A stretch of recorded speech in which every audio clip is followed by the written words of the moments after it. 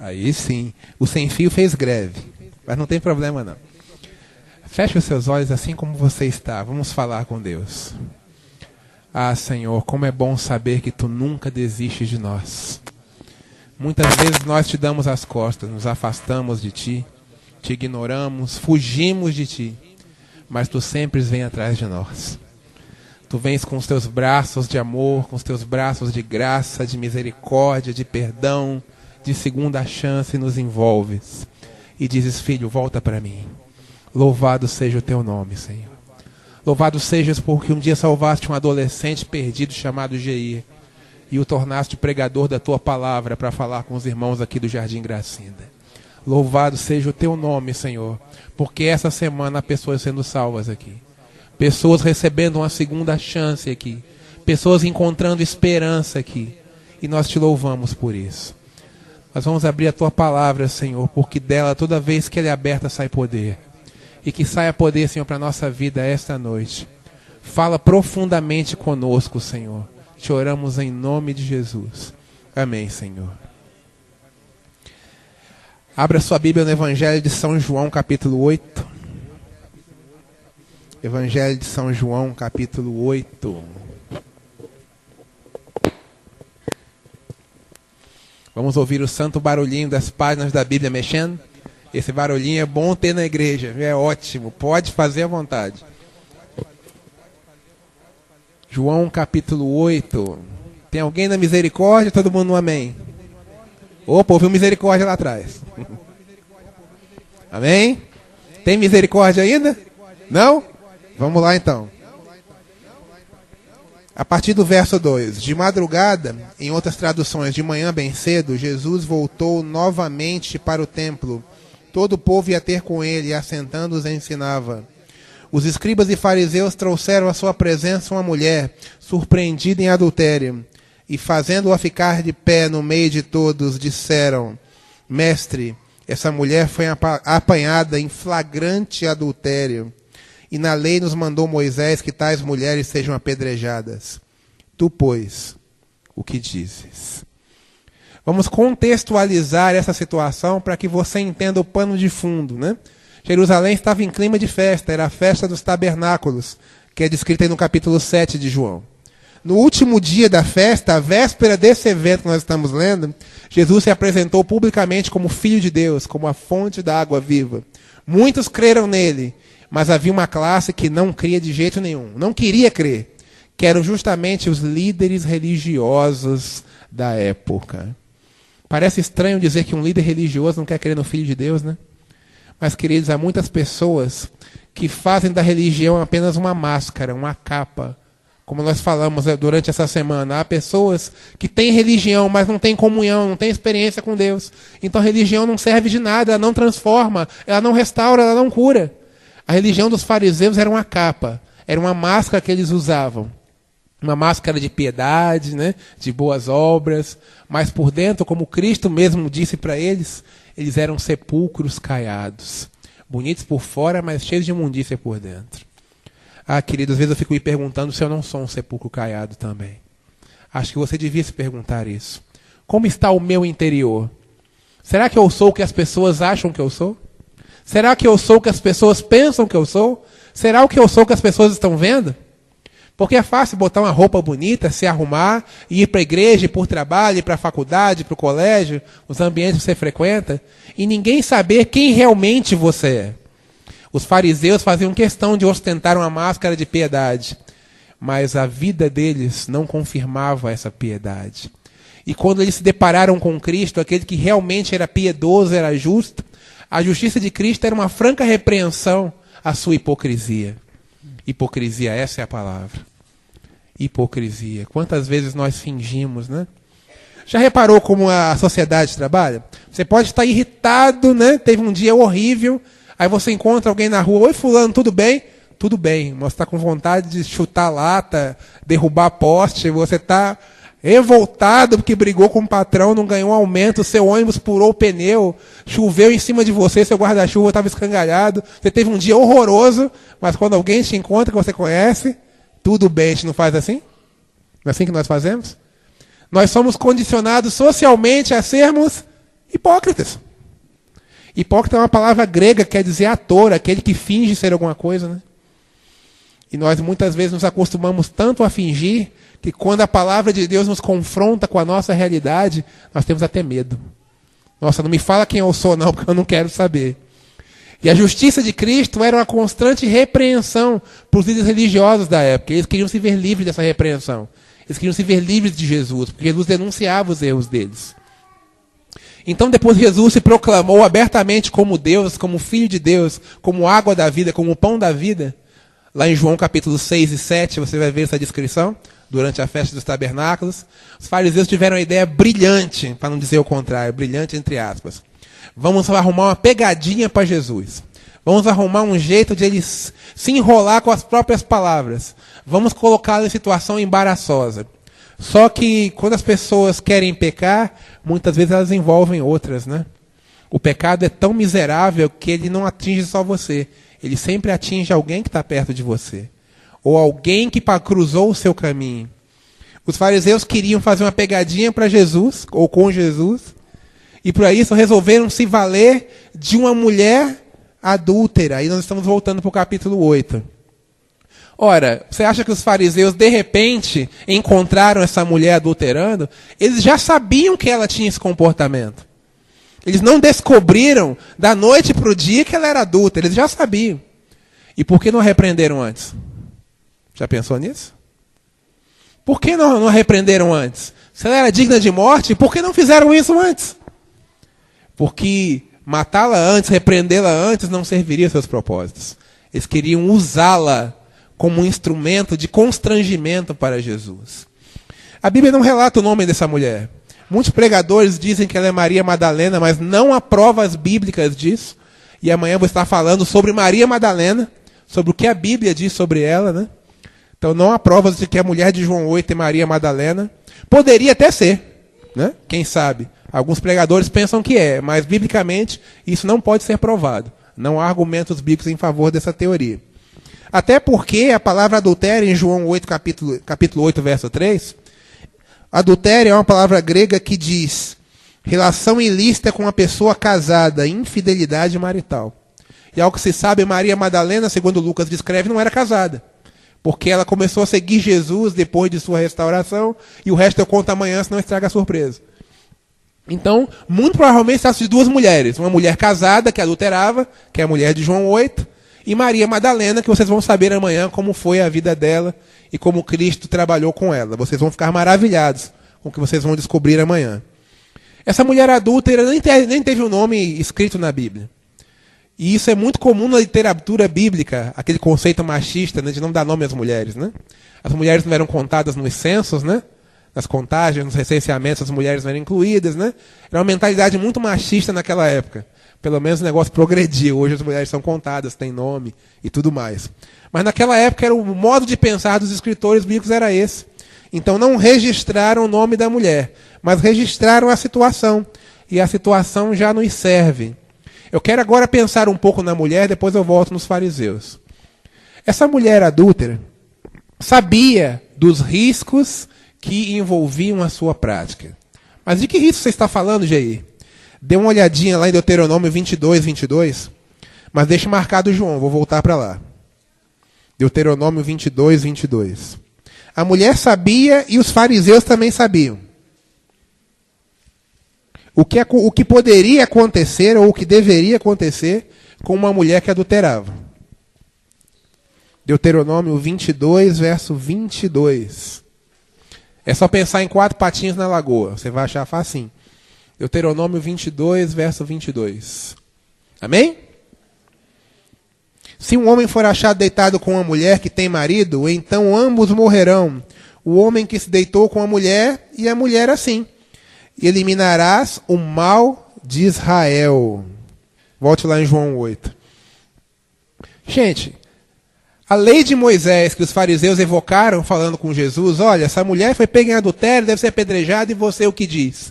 A lei de Moisés, que eles usaram como argumento contra Jesus, dizia que os dois deveriam ser mortos. Onde estava o homem? Já viu alguém adulterar sozinho? Eu nunca vi.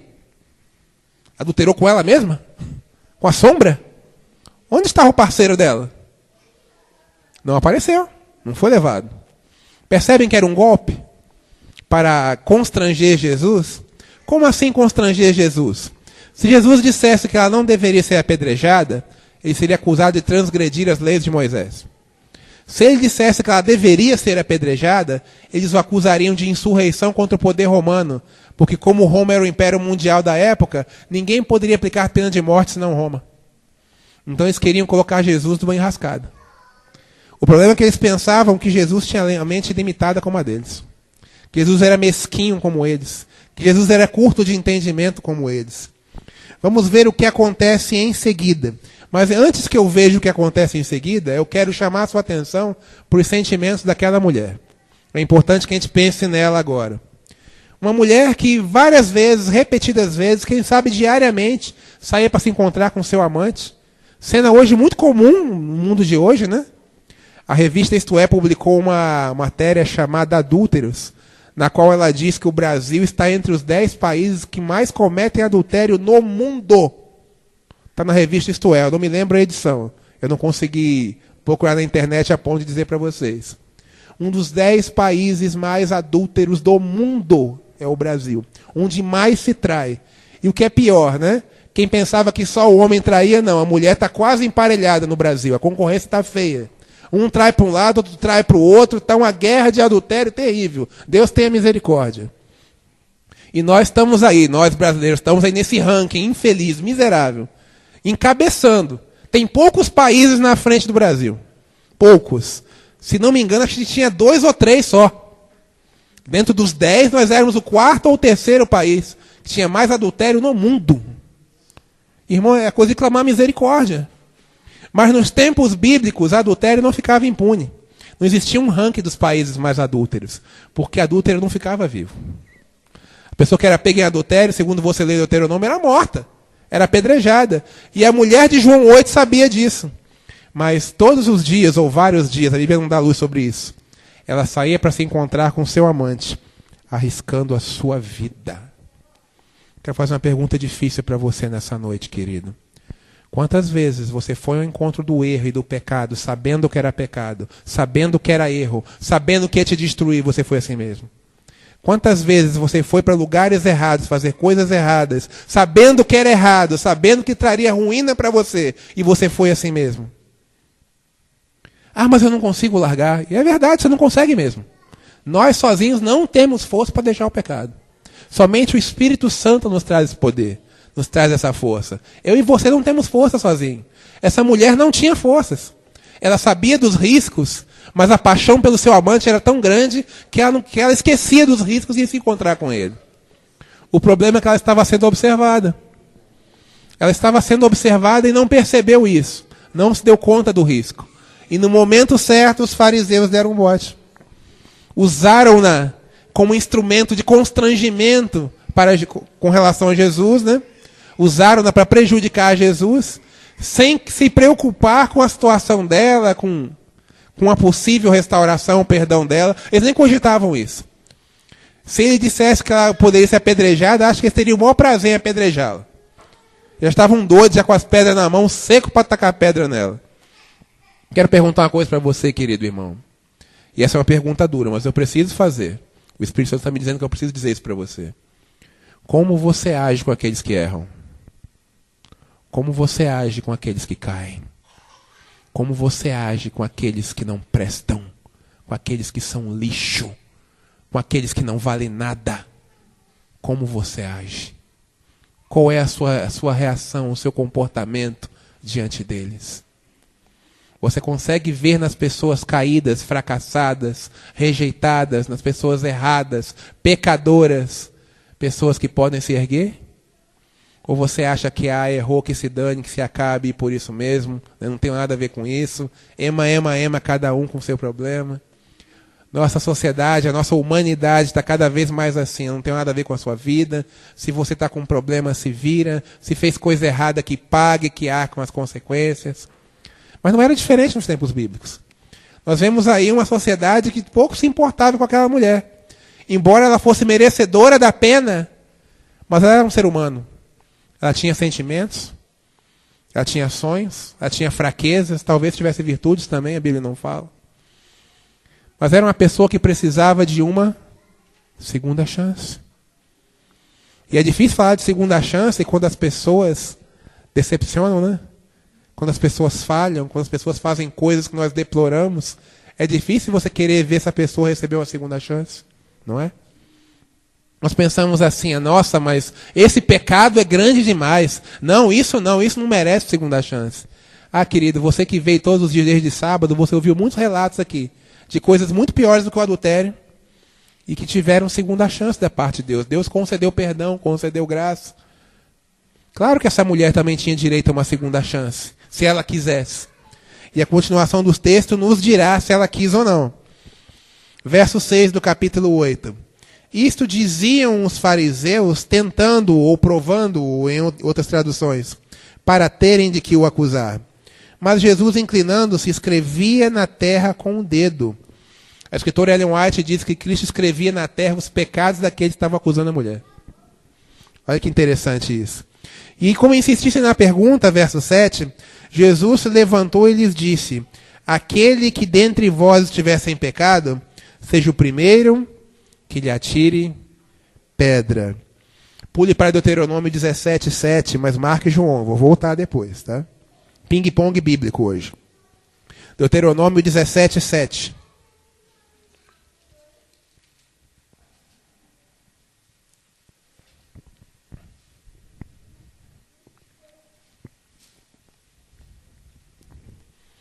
Deuteronômio, capítulo 17, verso 7.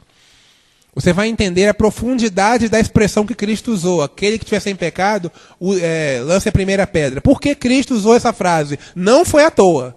Para eles tinha um significado que não tem para nós. Vamos entender isso agora. Deuteronômio 17, verso 7. A mão das testemunhas será a primeira contra ele. Contra ele quem? Aquele que fizer alguma coisa digna de morte. Para matá-lo. E depois a mão de todo o povo. E assim eliminarás o mal do meio de ti. Isso aqui é dito no contexto da idolatria. Aquele que fosse pego adorando um ídolo, né? Segundo Deus, naquele tempo deveria ser apedrejado. E a primeira pessoa que lançaria a pedra seria a testemunha, aquele que viu o pecado, que viu o ato errado.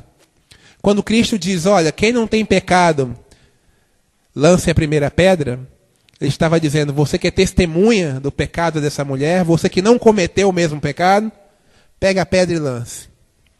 Sabe, queridos, você vai se chocar com o que eu vou dizer agora. Tinha pessoas ali acusando a mulher que tinham relações sexuais ilícitas e ninguém sabia. Tinha líderes religiosos que eram promíscuos e ninguém sabia, porque ocultavam isso com um manto de santidade, de piedade. Mas como eles agora lançariam a pedra contra a mulher adúltera, se eles também eram adúlteros? Percebe por que Jesus usou essa expressão? Quem estiver sem pecado, lance a primeira pedra. Vamos lá. Quem de vocês aí não tem o pecado? Vamos lá. Joga a pedrinha nela. Os historiadores dizem que as pedras daquele tempo, usadas nos apedrejamentos, eram mais ou menos do tamanho de um paralelepípedo. Então só uma já dava o bagaço. Se fosse na cabeça, então, já foi, já era. As outras eram só para completar o trabalho, mas a primeira já resolvia o problema, já matava, né? E lá em Deuteronômio 19, verso 15, nós vamos ver outra coisa muito interessante.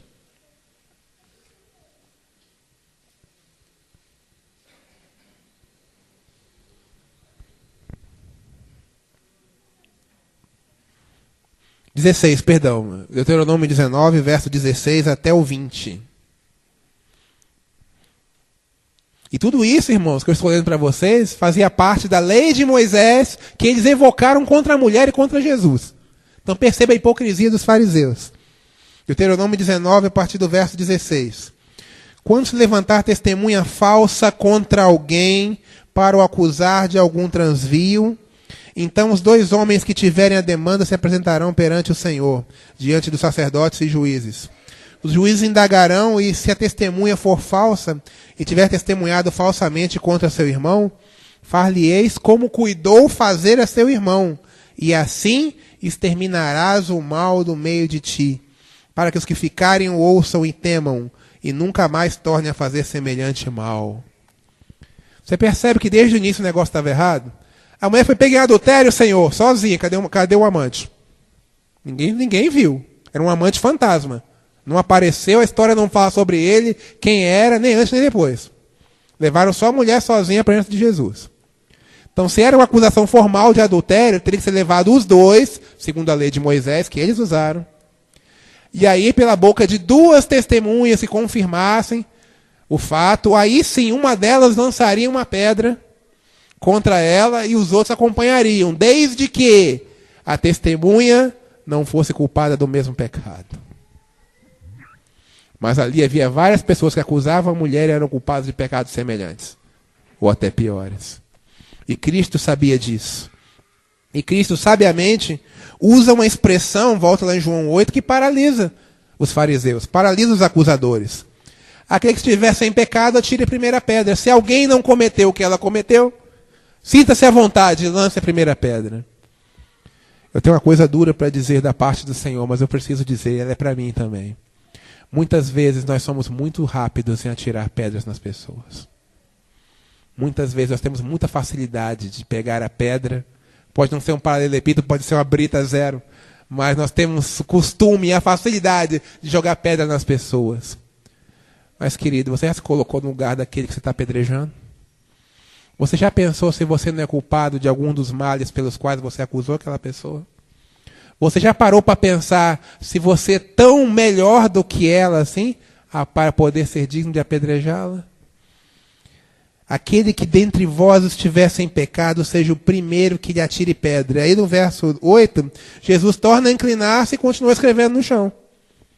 Jesus deixou eles pensando e continuou escrevendo. E eu queria que você pensasse agora nos sentimentos da mulher. Vamos voltar para ela. A mulher que foi apanhada em adultério, numa terra e num lugar e num tempo, onde adultério era crime capital, punido com a morte. Quando apanharam essa mulher, eu queria que você imaginasse o que ela sentiu. Os jovens conhecem bem essa expressão, eu já usei ela essa semana. A casa caiu. Ela estava adulterando, arrastaram ela do quarto lá do motel onde ela estava. Estou exagerando, estou pondo nos nossos dias. Arrastaram ela do quarto do motel e levaram para a praça pública. Isso aqui, queridos, aconteceu praticamente em frente ao templo. Logo depois da festa dos tabernáculos, Jerusalém estava cheia de gente, porque todos afluíam para lá para participar da festa. A mulher foi envergonhada em praça pública, logo depois de uma festa onde vinham milhares de pessoas. Imagine que situação vexatória, humilhante para essa mulher. Eu fico pensando no que ela pensou. Quem sabe ela disse para si mesma, quantas vezes tive oportunidade de parar de adulterar e eu não quis. Quantas vezes eu senti que deveria parar, que deveria romper com esse romance infeliz, e eu não parava, eu continuava me encontrando com ele. Agora pronto. O pior dos meus medos se tornou real. Eu estou sendo exposta aqui como mulher adúltera, vou ser apedrejada, vou morrer, acabou tudo. Eu não sei se eu estou falando nessa noite para alguém que já sentiu ou está sentindo a sensação que acabou tudo. Às vezes a sensação vem à nossa vida, vem à nossa mente, né? Quando você está vivendo uma grande dificuldade, um grande problema, muitas vezes criado por você mesmo. Você pensa assim, nossa, agora acabou, agora já era. Fiz besteira demais, errei muito, agora não dá mais. Agora vai vir as consequências, eu vou me dar mal, eu vou sofrer, eu vou me acabar. Né? Quem sabe alguém tem um casamento caindo aos pedaços e pensou, nossa, casamento assim por minha causa. Quem sabe você está mal na profissão que você exerce, no seu emprego, e você pode pensar, nossa, é por minha causa, eu não me dediquei, eu não fiz o que eu devia fazer. E agora meu patrão vai me mandar embora, acabou tudo. Existem momentos na vida, querido, que impasses se apresentam diante de nós. Você olha para frente e você não vê luz no fim do túnel. Você vê tudo escuro, você vê só problema, só desilusão, só sofrimento. Eu louvo o nome do Senhor, porque nesses momentos Jesus passa na sua vida. Assim como passou na vida daquela mulher. Jesus não estava ali por acaso. Jesus sabia que aquilo ia acontecer. Jesus não estava ali por acaso. O verso 1 de João 8, diz que Jesus tinha ido para o Monte das Oliveiras. Ele foi na noite do dia anterior, mas voltou para o templo. E não voltou à toa. Ele sabia que alguém ia precisar dele. Sabe, querido, Jesus sabe quando você precisa dele. E eu quero te dizer algo muito bom. Ele está aqui através do Santo Espírito. Ele veio aqui porque eu e você precisamos dele. Porque quem sabe para muitos de nós, o nosso impasse, a nossa dificuldade seja extrema. Talvez para nós, hoje é o dia em que nós estamos com medo de levar uma pedrada na cabeça. O dia em que fizemos tudo errado, fomos apanhados e agora estamos fritos, a casa caiu. Mas mesmo assim, Jesus vem porque ele não desiste de nós. Jesus não desistiu daquela mulher. Jesus sabia que ela era adúltera. Jesus sabia que ela era uma adúltera reticente, compulsiva. Porque ser adúltero numa situação onde você pode ser morto por causa disso requer muita coragem. Ela era uma mulher de muita atitude, com perdão da ironia. Porque trair o marido no Brasil é uma coisa, trair Israel é muito diferente. Se arriscar a levar paralelepípedo na cabeça por causa de uma traição, e ela correu esse risco. Mas Cristo sabia que no fundo, ela precisava de uma segunda chance. Ela não tinha forças, ela não conseguia, ela era escrava desse relacionamento. Ela era escrava dessa paixão doentia. E quem sabe eu estou falando nessa noite a pessoas que vieram aqui escravizadas. Escravizadas por um relacionamento ruim, por um trabalho ruim, por um estilo de vida ruim. O pecado tomou conta da sua vida e você não consegue sair dele. Ah, querido, há esperança para você. Há segunda chance para você. Assim como houve para essa mulher. A Bíblia nem relata o que a mulher disse, porque eu imagino que ela não disse nada durante essa primeira parte da conversa. Logo mais ela fala alguma coisa, e bem pouco. Mas durante o início da conversa, acho que ela nem levantava a cabeça. Porque ia falar o quê? Ela foi pega em adultério mesmo, né? Ela flagrante, isso ela não podia negar. Ela foi pega com a boca na botija, literalmente. Ela estava numa situação muito vexatória, muito difícil. Uma vergonha sem tamanho, né? As mulheres que têm assim, a imaginação mais fértil que nós homens, imagine você ser arrastado em praça pública, em trajes sumários. Lembre, ela estava adulterando. Ela não chegou, não foi levada para a praça com uma saia da moda, com a blusa. Ela foi com roupas sumárias, quase nua. Tiraram ela do ato e levaram ela para a praça para ser humilhada, para servir de escárnio para os outros. Imagine, mulher, a situação que essa mulher viveu. Que vergonha terrível, que humilhação miserável. Mas sabe, Cristo olhou para aquela mulher e viu que ela tinha futuro. Cristo olhou para aquela mulher e viu que ela podia ser salva. Cristo olha para mim, querido, e vê que eu posso ser salvo. Cristo olha para você e vê que você pode ser salvo. Não importa o que você fez. Não importa a vergonha que você passou ou está passando. Eu não sei como foi seu dia, as coisas que você viveu. Quem sabe você teve um dia terrível, só você e Deus sabem por quê. E você veio aqui, quem sabe, esperando ouvir de Deus alguma coisa. Deus está mostrando para você, filho, que há esperança. Mesmo que o seu dia, mesmo que a sua vida esteja péssima, há esperança. Há luz ainda no fim do túnel. As coisas vão melhorar. E vão melhorar quando você se entregar a Cristo. Quando você fizer o que a mulher fez no fim desse relato. E já nós vamos ver. Verso 9. Ouvindo os fariseus a resposta de Cristo e acusados pela própria consciência. Algumas Bíblias não têm essa parte do versículo. Acusados pela consciência.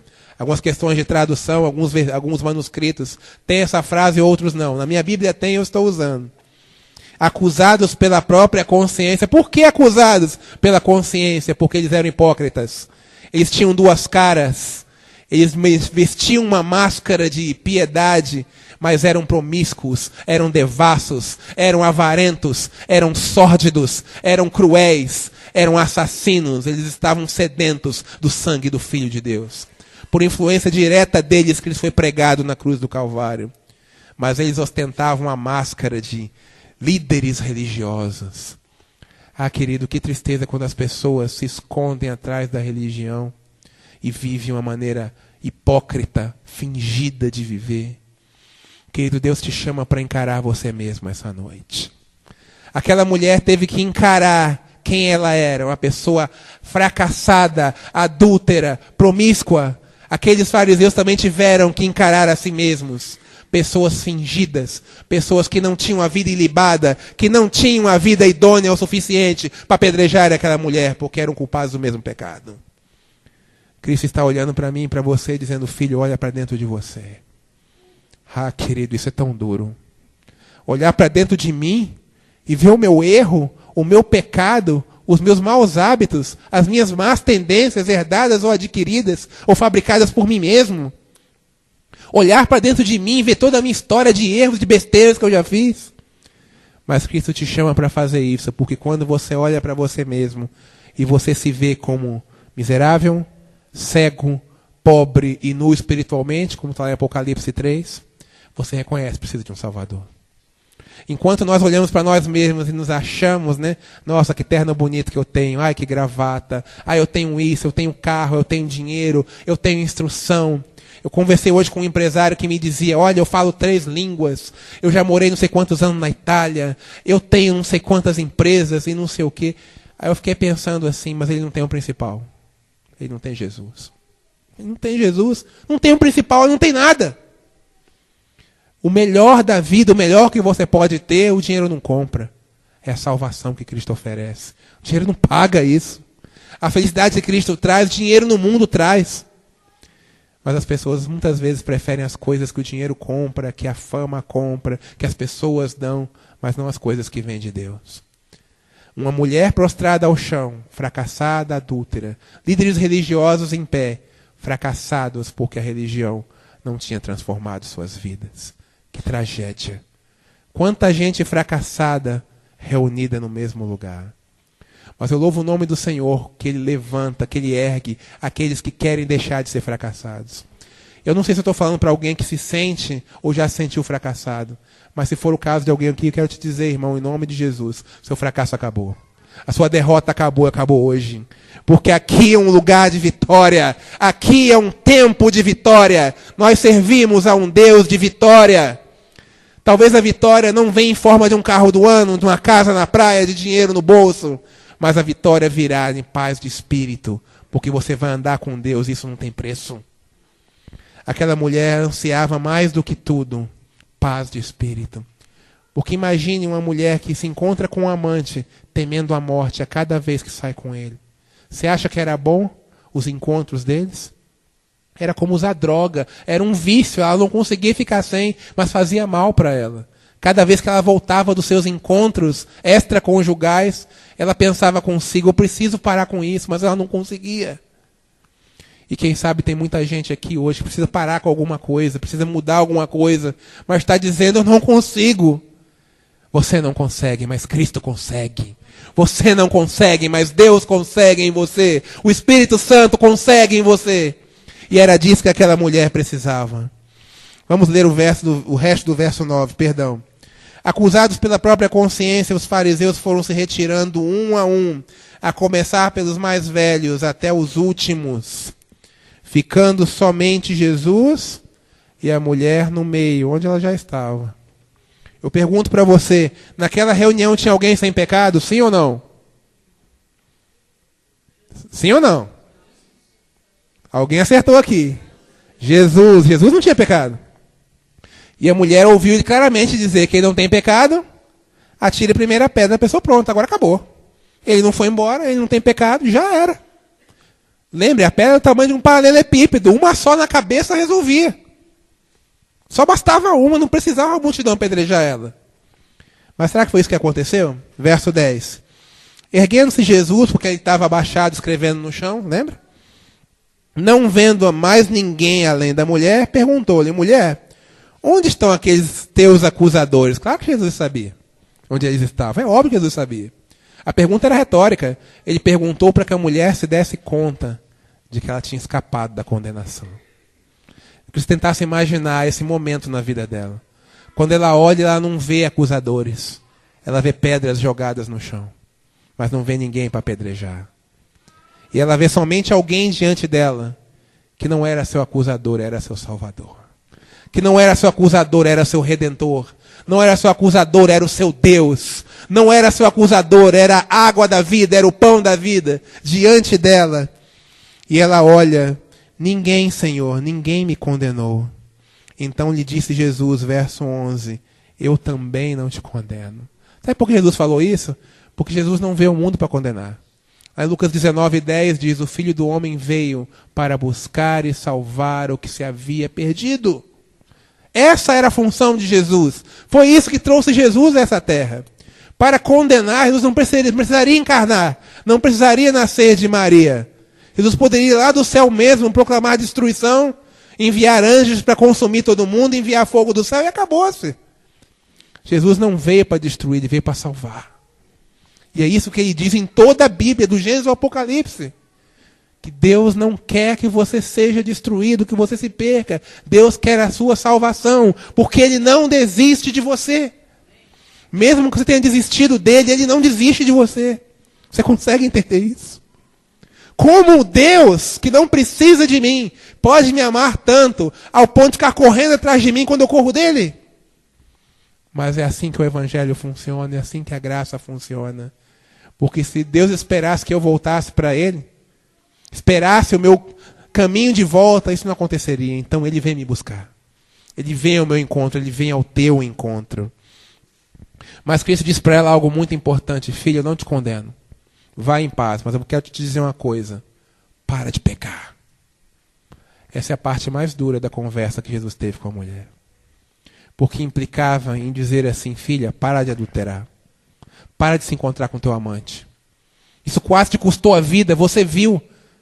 Eu imagino Jesus olhando para ela e com um olhar penetrante, ela sentindo Jesus dizendo isso para ela: para com isso. Esse teu comportamento, teu estilo de vida está te matando, está te arruinando. Larga essa vida de pecado, não peca mais. Se liberta disso, chega. Você quase foi morta, apedrejada por causa disso, isso não vale a pena. Nós dissemos isso essa semana já. O pecado não vale a pena, olha o preço que ela ia pagar pelo pecado dela. Você gostaria de levar um aparelho na sua cabeça por causa de um pecado? Ser morto dessa forma? Claro que não. Mas nós muitas vezes nos acostumamos com o pecado porque as pedras não caem na nossa cabeça. Não caem hoje. Mas no dia do juízo, você vai querer que elas caiam. Se você não estiver preparado. E Deus não quer isso. Deus não quer que você chegue no dia do juízo, caia a montanha sobre mim e esconda do Todo-Poderoso. Não. Deus quer encontrar você preparado para recebê-lo quando ele vier aqui. Quando Cristo vier a essa terra, ele quer poder abraçar você e levar você com ele. Mas ele não pode levar você com ele, nem eu, se nós preferirmos continuar pecando, pecando e pecando, igual essa mulher estava antes. Por isso Jesus disse: filha, para de pecar. Larga esse pecado infeliz, miserável, que quase te custou a vida. Eu gostaria que João tivesse escrito mais sobre essa mulher. Eu gostaria de saber se ela parou de pecar ou não. Mas uma coisa é certa, ela foi advertida. Amado, Deus está advertindo você nessa igreja essa noite. E está advertindo você seriamente. Se você tem algum pecado na vida que você precisa largar, não pense duas vezes. Porque seja qual for o teu pecado, o teu erro, ele vai te arruinar mais cedo ou mais tarde. Ele vai te cobrar um preço muito mais alto que você quer pagar.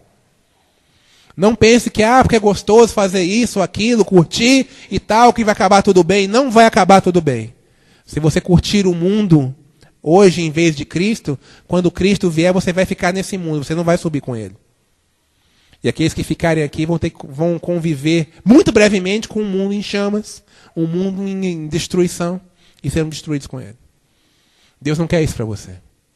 Deus criou o fogo para o diabo e seus anjos. Não criou para você. Deus criou para você mansões na glória, sabia disso? Deus criou para você vida eterna. Deus criou para você um lugar onde não há mais morte, não há pranto nem dor, porque essas coisas todas vão passar. Mas tem gente que prefere continuar pecando. Aquela mulher por pouco não foi apedrejada. Faltou muito pouco para ela ser apedrejada. Se não fosse por Cristo, ela teria sido apedrejada. Quantas vezes, amado, você está passando bem na beiradinha da ruína, bem na beiradinha da destruição, da morte eterna, e você não percebe? Uma baladinha aqui, uma transadinha acolá, um cigarrinho aqui, uma outra coisinha acolá, e a sua vida vai passando e você não percebe que você está na beira do precipício, quase caindo. Deus quer tirar você daí, amado. E Deus quer fazer isso hoje. Deus quer fazer isso agora. Mas para isso você precisa reconhecer que você precisa disso. Os fariseus não reconheciam que precisavam de mudança. Eles achavam que estava tudo bem, ostentaram a capa de bons homens. Piedosos, que faziam bem, líderes religiosos, inclusive. Deus não quer sua máscara, amado, Deus quer seu coração. Deus quer a sua vida. Não apresente para Deus uma roupa bonita, uma capa de bom cidadão, pai de família que trabalha e paga os impostos. Apresente para Deus o seu coração quebrantado. Diga para Ele: Senhor, eu preciso de Ti. Eu preciso do Teu poder. Eu preciso de mudança. E sabe, vai ser difícil você fazer isso se você nunca fez. Vai ser difícil. Não vou lhe enganar. É difícil fazer isso, mas é necessário. Lá em Joel capítulo 2, Deus diz: rasgai o vosso coração. Isso quer dizer: assuma quem você é. E caia de joelhos na minha presença e peça o meu poder. Deus está ansioso para dar poder para você. Deus está ansioso para dar vitória para você, amado. Deus está ansioso para te transformar. Mas Ele não fez isso porque você não quis. Deus não fez isso em mim plenamente ainda porque eu não quis. Essa que é a realidade. Nós todos precisamos de poder do céu para sermos transformados. Precisamos abrir o coração a Deus e dizer: Senhor, entra, faz morada, faz a tua vontade. Ah, querido, isso é tão difícil, mas precisa ser feito. Porque se você não fizer, chegará um tempo em que você terá que arcar com as consequências da vida que você escolheu. E Cristo não estará lá para dizer: onde estão os teus acusadores? Ninguém te condenou. Você não vai ser liberto se você não escolher hoje a libertação. Se você deixar para a última hora, para o último instante, você não terá uma segunda chance. O tempo da segunda chance é hoje. O tempo da segunda chance é agora. O lugar da segunda chance é aqui na casa de Deus. Não há outro lugar, não há outro tempo. Não deixe para amanhã, não deixe para depois, para o mês que vem, para a semana que vem. Porque esses dias, esse tempo não te pertence.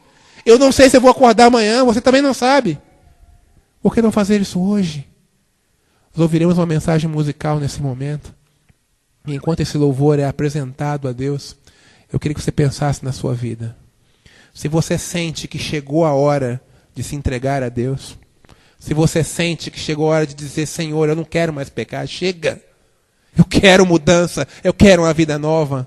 Não tenha medo, vem aqui na frente, vem orar conosco. Eu já estou aqui porque eu quero uma vida nova. Eu preciso de uma vida nova. E eu gostaria que você também recebesse isso de Deus. Eu vou estar orando por você.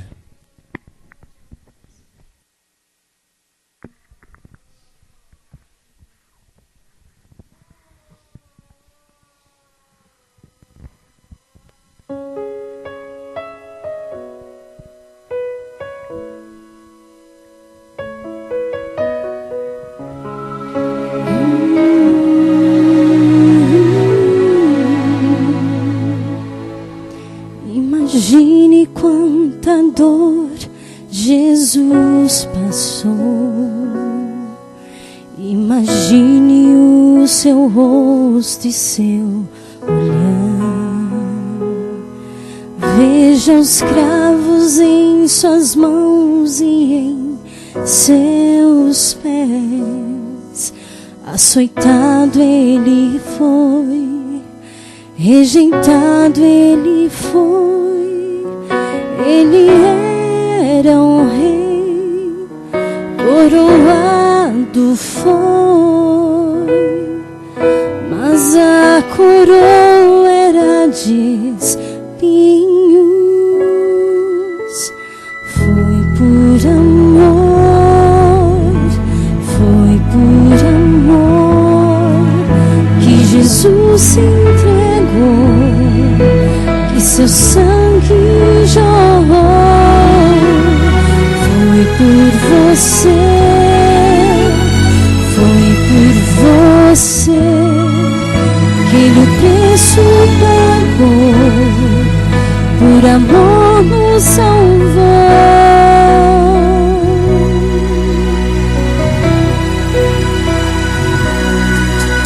Eu não sou merecedor desse favor. Sou tão pobre, miserável, pecador. No Calvário meu Jesus se entregou. O Cordeiro de Deus, o Filho de Deus, sobre si levou toda a culpa e dor. Por suas feridas ele nos salvou. Foi por amor,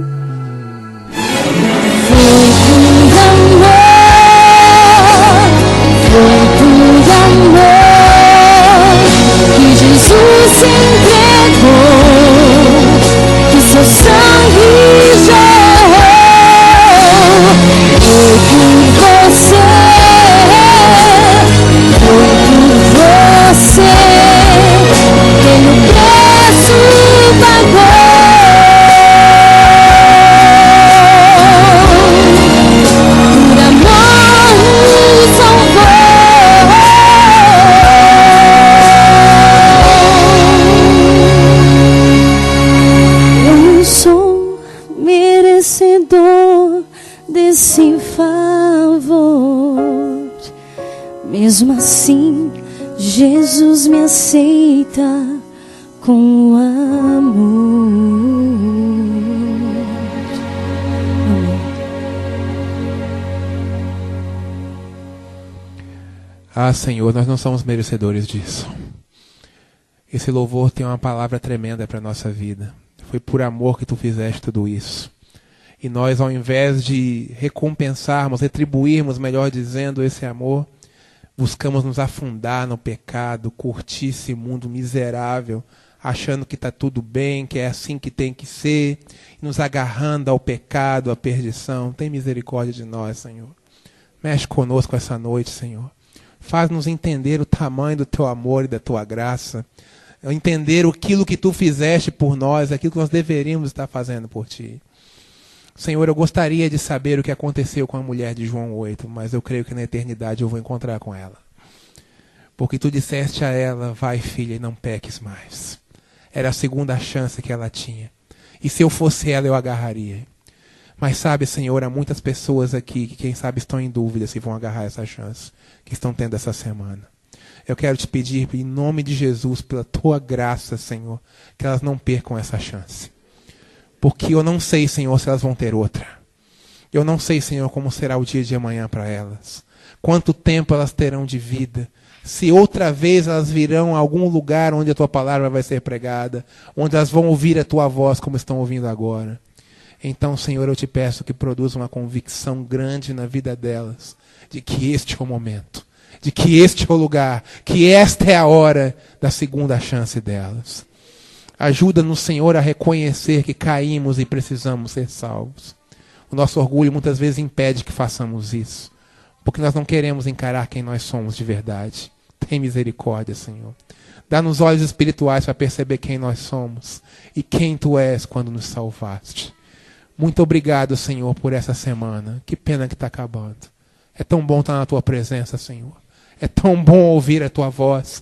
É tão bom, Senhor, perceber que Tu te importas conosco, que Tu nos persegues com Teu amor. E Tu tens feito isso essa semana neste lugar. Continua nos perseguindo, Senhor, mesmo depois que essa semana acabar. Para que no dia da Tua volta, nenhum de nós falte, mas todos nós estejamos prontos para Te receber. Despede-nos por hoje na companhia do Teu Santo Espírito, pois Te oramos em nome de Cristo. Amém, Senhor.